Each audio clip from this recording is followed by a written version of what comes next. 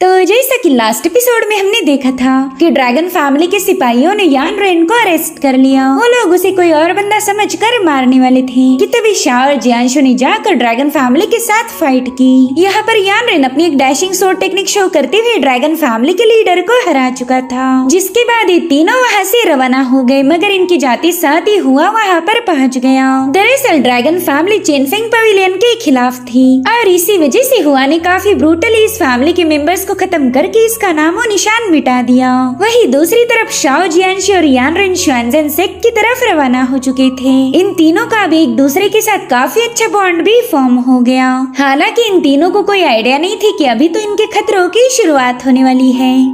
अब आगे तो इस एपिसोड की शुरुआत में हमें एक टाउन का सीन दिखाया गया, जहाँ के लोग कह रहे थे कि देखो तो ये बंदा कितना ज्यादा हैंडसम है। एक पल के लिए तो ऐसा लग रहा था कि मानो ये लोग यान रेन की ही तारीफ कर रहे हो, मगर ये तारीफें की जा रही थी शाओ की। साथ ही साथ जियांशु को उसके साथ देखकर कह रहे थे कि वाह, इन दोनों की जोड़ी तो कमाल की है। इन्हें देखकर ऐसा लग रहा है कि मानो हेवन ने खुद इनकी जोड़ी बना दी। उनकी सारी तारीफें सुनकर यान रेन को आ रहा था गुस्सा।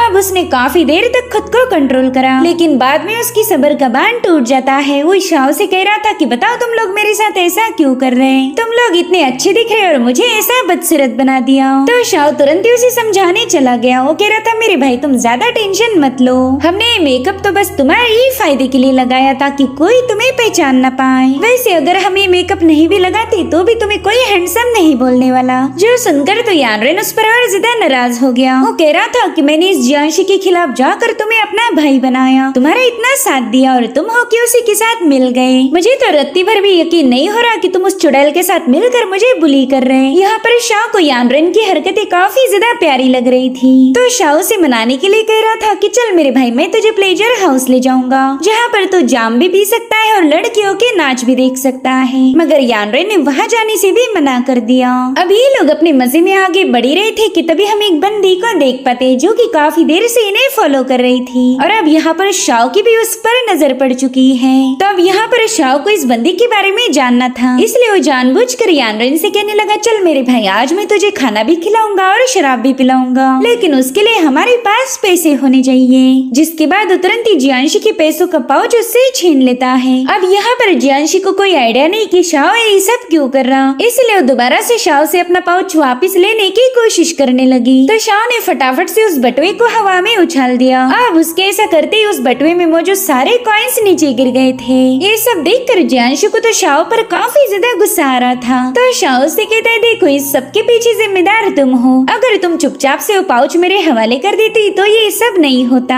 अब टाउन के लोगों ने भी इन गोल्डन और सिल्वर कॉइन्स को देख लिया था, तो लोग तुरंत ही उस पर टूट पड़े, जिसके चलते टाउन में काफी ज्यादा भगदड़ मच गई थी। थोड़ी देर में वो मास्क वाली बंदी देखती है कि तीनों तो वहाँ से गायब हो चुके, इसलिए वहाँ के एक रूफ पर जाके उस पूरे टाउन की गलियां चेक करने लगी। उसे कुछ भी करके इन तीनों को ढूंढना था, और उतने में शाओ का फैन उस पर अटैक करने के लिए पहुंच चुका, मगर वो बंदी साइड में हटते हुए उस अटैक को डच कर देती है। लेकिन तब तक शाओ भी वहाँ पर पहुंच चुका। उसने आते ही उस लड़की पर हमले करना शुरू कर दिए, तो लड़की तुरंत ही उसके अटैक को डच करते हुए उस पर भी काउंटर स्ट्राइक करना शुरू कर चुकी। अभी दोनों भी रूफ टॉप से नीचे आ चुके थे, जहाँ पर शाओ उस बंदी से कहता है कि अगर तुम्हें मैं इतना ही पसंद हूँ तो तुम सीधे मुँह पर बता सकती हो, ये चोरी छुप के मुझे फॉलो करने की कोई जरूरत नहीं। जिस पर वो बंदी कहने लगी कि यंग मास्टर शाओ, मैंने तुम्हारी काफी सारी तारीफें सुन रखी थी। लोग कहते हैं कि तुम्हारी जितना हैंडसम बंदा इस पूरे मार्शल वर्ल्ड में कोई नहीं। इतना ही नहीं, तुमने कई सारे कल्टीवेटर्स का कत्ल करके इतना पैसा कमाया कि पूरा सेक्ट भी खरीद सकते हो।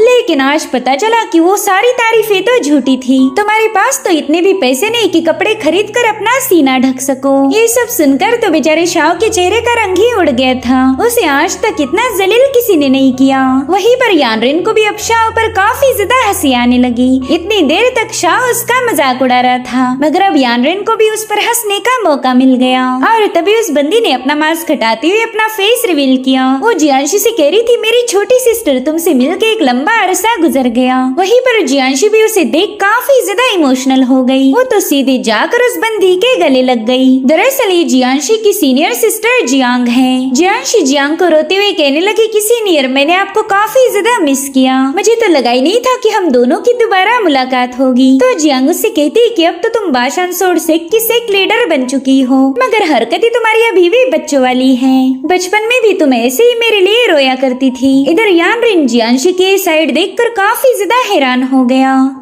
वो सोच रहा था कि ये बंदी तो हमेशा रूड बनने का नाटक करती है, मगर ये दिल से इतनी नरम होगी ये तो मैंने कभी इमेजिन भी नहीं किया था। इधर जियांशी जियांग को बता रही थी कि अगर सच बताओ तो मुझे इसे एक लीडर बनना भी नहीं चाहिए था, ये पोजीशन तो आपकी होनी चाहिए। मगर जियांग उसे समझाती है कि उसने ऐसी बेवकूफों वाली बातें नहीं करनी चाहिए। अगर वो लीडर बनी है तो ये उसकी किस्मत थी। तो जियांशी फटाफट से अपनी आंखें पोंछते हुए शाओ और यानरिन को बताने लगी कि मैं बस थोड़ी देर के लिए इमोशनल हो गई थी, लेकिन इसके लिए मुझे कमजोर समझने की गलती मत करना। अगर तुमने मेरे बारे में कोई भी अफवाह फैलाई तो मैं तुम दोनों को मार दूंगी। ये दोनों भी ये देख काफी ज्यादा हैरान थे कि इस लड़की को तो रंग बदलने में जरा भी वक्त नहीं लगता। अभी लोग टाउन से सीधा फॉरेस्ट में पहुंच जाते हैं, जहाँ पर जियांग जियांशी को उनकी मास्टर के बारे में बता रही थी। वो कहने लगी कि हमारी मास्टर काफी दिनों से गायब थी, लेकिन वो अचानक से ही हमें माउंटेन में मिल गई। हालांकि वो पहले जैसी बिल्कुल नहीं रही, ऐसा लग रहा था कि कोई और उन्हें कंट्रोल कर रहा है। साथ ही साथ उन्होंने हमारे कई सारे डिसाइपल्स को बुरी तरह से घायल कर दिया। ये सब सुनकर तो जियांशी काफी ज्यादा मायूस हो गई। वहीं पर शाओ इन लोगों को बताने लगा कि हाल ही में मार्शल वर्ल्ड में ऐसे काफी सारे इंसिडेंट हो चुके। कई सारे फेमस सेक्ट लीडर अपने माइंड पर का कंट्रोल खो चुके और उन्होंने अपने ही डिसाइपल को घायल कर दिया। दरअसल 3 साल पहले एक मार्शल आर्ट कॉन्फ्रेंस हुई थी, जहाँ पर चेनफिंग पवेलियन ने सबके सामने ये बताया कि वो टियानफिंग क्लैन को दबाना चाहता है, ताकि हमारे मार्शल वर्ल्ड में जितने भी बड़े बड़े सोड सेक्ट है उनमें बैलेंस बन जाए। मेरे ख्याल से उस कॉन्फ्रेंस को तुम्हारी बाशान सोड सेक्ट की मास्टर ने भी ज्वाइन किया था और उन्होंने उसी कॉन्फ्रेंस में चेनफिंग पवेलियन के खिलाफ आवाज उठाई। यहाँ पर जियांशी को चेनफिंग पवेलियन पर काफी ज्यादा गुस्सा आ रहा था। वो समझ गई कि अब उसके सेक्ट को उसकी जरूरत है, इसलिए वो तुरंत ही जियांग के साथ वहाँ से निकल पड़ी। मगर उसने जाने से पहले यानरिन से प्रॉमिस किया कि जैसे ये मैटर सेटल हो जाए वो यानरिन से मिलने आ जाएगी।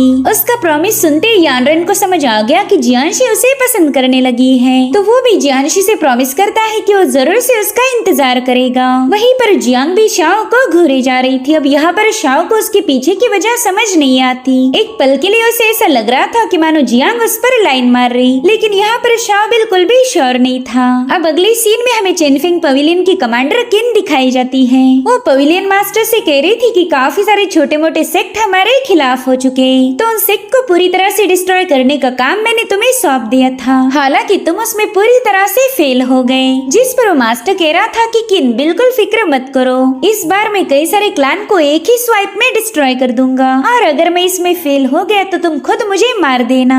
तो कमांडर किन ने भी उसकी बात मान ली। वो कह रही थी कि मैं तुम्हें एक आखिरी मौका देती हूँ, इस बार तुम्हें उन सभी फैक्शंस को निपटा देना है जो कि हमारे चेनफिंग पवेलियन के खिलाफ जाए। अब हमें सीधे 3 दिनों बाद की कहानी दिखाई जाती है, जहाँ पर शाओ और यानरिन जंगल से गुजर रहे थे कि तभी उन्हें महसूस हुआ कि कोई उन्हें फॉलो कर रहा है। तो शाओ उस बंदे को तुरंत ही सामने आने का हुक्म देता है और उसके ऐसा कहते साथ ही उन पर एक तलवार से हमला हो गया। और अब थोड़ी देर बाद उनके सामने कई सारी फीमेल कल्टीवेटर्स पहुंच गई। शाओ उनसे कहता है, लेडीज तुम 3 दिनों से हमें फॉलो कर रही हो, इसके पीछे 2 वजह हो सकती है। पहली तो ये कि तुम लोग हमारे साथ वक्त बिताना चाहती हो, और दूसरी ये कि तुम हमें मारना चाहती हो। मेरे ख्याल से पहला ऑप्शन ज्यादा सही रहेगा, क्यों ना हम सब मिलकर जंगल में मंगल करें। ये सुनते वो लड़कियां सीधे उस पर हमला करने के लिए रवाना हो गई। अब उन लड़कियों की सोड अटैक को रोकने के लिए यानरिन ने भी अपनी सोड बाहर निकाल ली थी। यानरिन उन लड़कियों का मुकाबला करते हुए शाओ से कह रहा था कि मेरे ख्याल से चेनफिंग पवेलियन की भेजी हुई डिसाइपल्स हैं, लेकिन जहाँ तक मुझे पता है चेनफिंग पवेलियन के लोग हमेशा स्पिरिचुअल ब्रश का यूज करते हैं। वो लोग कभी भी तलवार का इस्तेमाल नहीं करते और ना ही कभी मास्क पहनते हैं। जिस पर शाओ कह रहा था कि तलवार का तो मुझे नहीं पता, लेकिन हाँ मैं इतना तो जानता हूँ कि इन लड़कियों ने मास्क क्यों पहना है। दरअसल ये अपने खूबसूरत चेहरे नकाब के पीछे छुपाकर हमारी दिल की धड़कनें बढ़ाना चाहती हैं। जिस पर यानरिन एक बंदी के अटैक को काउंटर करते हुए कहने लगा कि मेरे भाई तुम पूरी तरह से गलत हो, मुझे तो बिल्कुल नहीं लगता कि ये लड़कियाँ खूबसूरत होंगी। मेरे ख्याल से ये बस अपनी गंदी शक्लें हमसे छुपा रही हैं। जो सुनकर तो उस बंदी को यानरिन पर और ज्यादा गुस्सा आने लगा। यहाँ पर यानरिन काफी तेजी से पीछे पुश होते हुए अपनी सोड से उस बंदी के अटैक को रोक लेता है। हालांकि तब तक सामने से उस पर हमला हो गया। अब यानरेन के पास दूसरी स्वॉर्ड थी ही नहीं, लेकिन तभी शाओ अपने फैन से उस अटैक को रोक लेता है। तो इस तरह से ये दोनों मिलकर इन लड़कियों की सारे अटैक को डिस्ट्रॉय कर चुके। यहाँ पर शाओ यानरेन को बता रहा था कि मेरे ख्याल से ये सभी लड़कियां बाशान स्वॉर्ड सेक्ट से बिलोंग करती हैं। मैं उसी सेक्ट की बात कर रहा हूँ जिसकी सेक्ट लीडर जियांशी है। अब ये सुनकर यानरेन काफी ज्यादा शॉक हो गया। वहीं पर वो बंदी कह रही थी कि हमें तुम दोनों को खत्म करने का मिशन मिला है और हमारी खासियत ये है कि हम कभी अपने मिशन में फेल नहीं होते, इसलिए चलो फटाफट से तुम दोनों भी मरने के लिए तैयार हो जाओ। और अब यहाँ पर वो सारी लड़कियां मिलकर इन्हें चारों ओर से घेर लेती है। साथ ही साथ उन्होंने उनके बाशान स्वॉर्ड सेक्ट का एक यूनिक फॉर्मेशन सेटअप करना शुरू कर दिया, जिसमें दोनों पूरी तरह से ट्रैप हो जाते हैं और अब इन पर मुसलसल तलवारों से हमले होना शुरू हो गए। तो यानरेन और शाओ अपनी पूरी ताकत लगाते हुए इन लड़कियों के स्वॉर्ड अटैक को डिस्ट्रॉय करने लगे। अगर ये दोनों जरा भी कमजोर पड़ जाए तो ये तलवारों की बारिश उन्हें बुरी तरह से घायल कर सकती थी, इसलिए इन दोनों ने मिलकर अपनी डिवाइन पावर को रिलीज करते हुए उस फॉर्मेशन को ही ब्रेक कर दिया, जिसके चलते इन पर होने वाले तलवारों के अटैक रुक गए थे।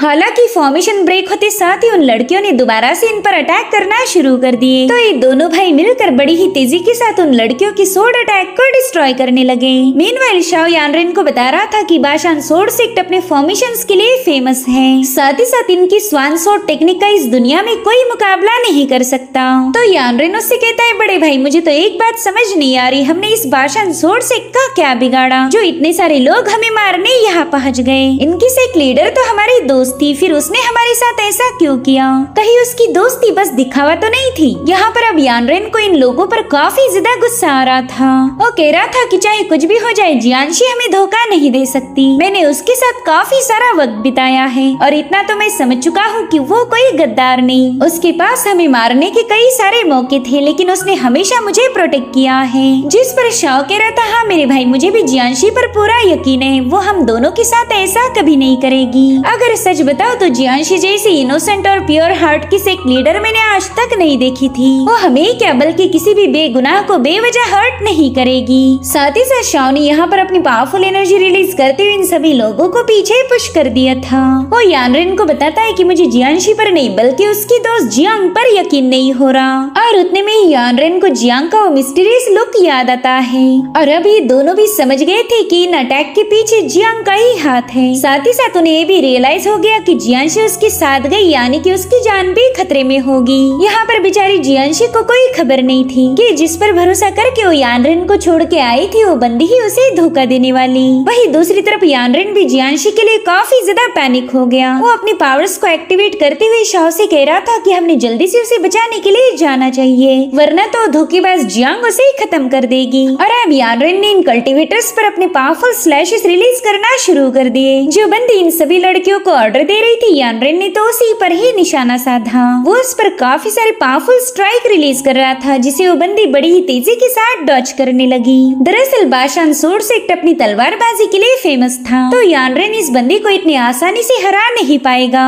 मगर फिर भी यानरेन उस पर मुसलसल हमले करते हुए उस पर एक स्लैश अटैक रिलीज कर उसे काफी पीछे पटक चुका। यहाँ पर वो बंदी यानरेन की वजह से बुरी तरह से घायल हो गई थी। अब इससे पहले कि यानरेन उसका काम तमाम कर पाए उसकी दो चमचियां वहाँ पर आ जाती हैं और ये देखकर यानरेन को काफी ज्यादा गुस्सा आ रहा था। वो अपनी डिवाइन मार्शल आर्ट टेक्निक को एक्टिवेट करते हुए कह रहा था कि मुझे जियांशी को बचाने जाना होगा और तुम में से कोई मुझे रोक नहीं सकता। इनफैक्ट वो लड़कियां भी यानरेन की इस मूव को देखकर काफी ज्यादा शॉक हो गई और डर के मारे कहने लगी कि इस बंदे के पास तो एक डीमन पोजीशन वाली ब्लेड है, अगर इसने अपना कंट्रोल खो दिया तो ये हम सभी को यहीं पर निपटा देगा। और अब यानरेन ने उन लड़कियों पर अटैक करना शुरू कर दिए थे। हालांकि वो सभी लड़कियां शाओ को छोड़कर सीधा यानरेन पर ही भिड़ गई। ये सब देखकर यानरेन वहाँ पर अपनी एनर्जी का एक पावरफुल टोर्नेडो क्रिएट कर देता है, जिससे वो लड़कियां घायल होकर पीछे पुश होने लगी। अब यानरेन जैसे ही थोड़ा सा शांत हुआ उन लड़कियों ने तुरंत ही वहाँ पर एक एरी को फॉर्म करना शुरू कर दिया। उन्हें कुछ भी करके यानरेन को खत्म करना था। वो सभी लोग अपनी सोर्ची पावर का यूज करते हुए यानरेन पर मुसलसल हमले करने लगी, जिसके चलते यानरेन की बॉडी पर काफी सारे कट्स लग गए थे। वहीं दूसरी तरफ जियांशी एक जगह पर रुक गई थी, उसे यानरेन को छोड़कर जाने का बिल्कुल भी मन नहीं करता। वहीं पर जियांग भी ये बात समझ गई कि जियांशी यानरेन को मिस कर रही है, तो जियांशी से कहने लगी कि तुम हमारे सेक्ट की लीडर हो, तुम्हारा फर्ज है अपने सेक्ट की हिफाजत करना। करना, जैसे ही हम अपने सेक को प्रोटेक्ट कर ले हम उस बंदे को ढूंढने वापिस आएंगे। वही दूसरी तरफ यान रेन उन सोर्ची अटैक की वजह से बुरी तरह से घायल हो गया था, लेकिन वो चिल्ला चिल्ला कर कहने लगा कि मुझे उसे बचाने जाना ही होगा।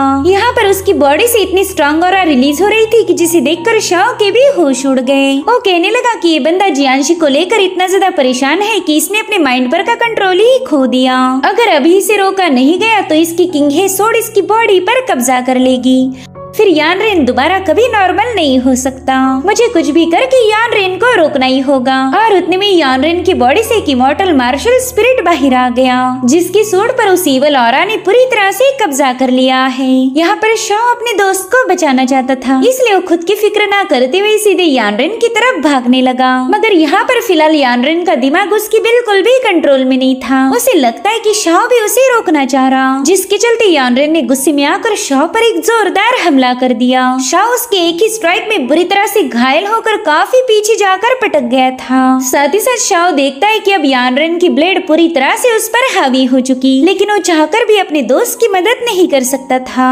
वही दूसरी तरफ जियांशी को भी ऐसा महसूस हो रहा था कि यान रेन की जान खतरे में है, लेकिन वो अपना कंसर्न जियांग के साथ शेयर नहीं करती। वही दूसरी तरफ यान रेन डिमोनिक आवाज में कह रहा था कि मुझे कुछ भी करके उसे बचाना होगा, तुम में से कोई मुझे रोक नहीं सकता। यान रेन का एटीट्यूड देखकर ही पता चल जाता है कि ये बंदा जियांशी को कितना ज्यादा पसंद करता। इधर वो सभी लड़कियां यान रेन को खत्म करने के लिए एक आखिरी कोशिश करती हैं। उन सभी ने एक साथ मिलकर ही यान रेन पर जंप लगा दी थी। वही दूसरी तरफ शाओ पूरी तरह से हेल्पलेस था, वो चाहकर भी अपने दोस्त को सेव नहीं कर सकता। लेकिन उसी वक्त वहाँ पर एंट्री हुई टियानफेंग क्लैन के लीडर जाओ फिंगची की। उसने हवा में जंप लगाते हुए काफी तेजी के साथ अपने कई सारे स्लैश अटैक रिलीज कर दिए थे, जो कि इतने ज्यादा खतरनाक थे कि उसके एक ही स्लैश में वो सभी लड़कियां मारी गई। साथ ही साथ यान रेन भी उस ईवल पावर की गिरफ्त से आजाद हो चुका था, मगर अब वो वहीं पर बेहोश होकर पटक जाता है, क्योंकि उसकी सारी स्पिरिचुअल पावर पूरी तरह से एग्जॉस्ट हो गई थी। वहीं पर जाओ फिंगची ने तुरंत ही आकर उसे उठा लिया। वो यान रेन को अपने साथ ले जाने ही वाला था कि तभी शाओ उसका रास्ता रोकता है। उससे कहता है, बड़े भाई क्या आप मुझे बताने की तकलीफ करोगे कि आप मेरे दोस्त को कहाँ ले जा रही हो? जिस पर जाओ फिंगची कहता है कि मुझे नहीं लगता तुमने मुझसे ये सवाल पूछना चाहिए। तो शाओ कह रहा था कि मेरे ख्याल से आप मेरे दोस्त से वो लेटर हासिल करना चाहते हो, जिसके पीछे जेनफिंग पवेलियन के लोग भी पड़े हुए हैं। हालांकि जाओ फिंगची अभी भी उसे जवाब देने के मूड में बिल्कुल नहीं था। वो कहता है, शाओ तुम्हें जो सोचना है वो सोच सकते हो, ये बंदा मेरे साथ जाएगा और तुम मुझे रोक नहीं सकते। उसका एटीट्यूड देखकर शाओ को काफी ज्यादा गुस्सा आ गया। वो तुरंत ही अपना स्पिरिचुअल ब्रश उस पर पॉइंट कर देता है। जो देख जाओ फिंगची कह रहा था कि ये बात तुम अच्छे से जानते हो कि तुम्हारी और मेरी कल्टीवेशन में जमीन आसमान का फर्क है, तो तुम चाहे कितनी भी कोशिश क्यों ना कर लो मेरे खिलाफ जीत नहीं सकते। हालांकि शाओ को बस यान रेन को बचाना था, इसलिए उसने तुरंत ही जाओ फिंगची पर अटैक कर दिया। मगर जाओ फिंगची उसके अटैक को डॉज करते हुए शाओ को काफी पीछे पुश कर देते हैं। साथ ही साथ वो शाओ को बताता है कि मेरा यकीन करो मैं तुम्हें हर्ट नहीं करना चाहता, इसलिए तुम मेरे रास्ते में ना आओ तो तुम्हारे लिए बेहतर होगा। जिस पर शाओ कहता है कि अगर आप मेरे दोस्त यान रेन को यहीं पर छोड़ दो तो मैं भी आपके रास्ते में नहीं आऊंगा। और अब शाओ अपना पावरफुल अटैक करने के लिए सीधे उसकी तरफ रवाना हो गया, मगर जाओ फिंगची ने हवा में फ्लोट करते हुए शाओ के अटैक को डॉज कर दिया। यहाँ पर जाओ फिंगची शाओ को बिल्कुल हर्ट नहीं करना चाहता था, इसलिए वो सिर्फ पीछे हटते हुए शाओ के हमलों को डॉज करने लगा। और अब जाओ फिंगची अपनी हल्की सी पावर का यूज करते हुए उसे काफी पीछे पुश करते हुए बताने लगे कि यान रेन की वजह से काफी सारे मसले खड़े हो चुके हैं, और मुझे नहीं लगता कि तुम में इतनी काबिलियत है कि तुम इन मसलों में इंटरफेयर कर पाओगे। इसलिए अब मेरे पास एक ही ऑप्शन है, तुम्हें नॉकआउट करके इस बंदे को यहाँ से ले जाना। जिसके बाद वो भी शाओ पर हमले करने के लिए आगे बढ़ते हैं। उनके मुसलसल पंचेस की वजह से शाओ बुरी तरह से घायल होकर पीछे पुश हो गया, मगर उसने अभी तक हार नहीं मानी थी। उसने जाओ फिंगची पर अपनी स्पिरिचुअल ब्रश की बहुत ही खतरनाक एनर्जी से अटैक कर दिया था, जिसे वो बंदा अपनी ब्लेड की मदद से डिस्ट्रॉय कर देता है। और इस ब्लो में शाओ बुरी तरह से घायल होकर वहीं पर बेहोश हो गया। जिसके बाद जाओ फिंगची यान रेन को उठाकर वहाँ से चला जाता है। अब सीन शिफ्ट होकर हमें कमांडर किन दिखाई गई, जो कि पवेलियन मास्टर से कह रही थी कि जाओ फिंगची यान रेन को लेकर हमारी सिटी की तरफ आने लगा है, तो क्यों ना इसी मौके का फायदा उठाकर तुम उन दोनों को खत्म कर दो। बस उन्हें मारने के बाद यान रेन से वो लेटर हासिल कर लेना, इस तरह से तुम्हारा मिशन पूरा हो जाएगा। जिस पर वो मास्टर कहने लगा कि आप बिल्कुल फिक्र मत कीजिए, इस बार वो दोनों मेरी चुंगल से बच नहीं सकते। और इसी के साथ एपिसोड यहीं पर एंड हो जाता है। Thank you so much for watching, bye bye, take care.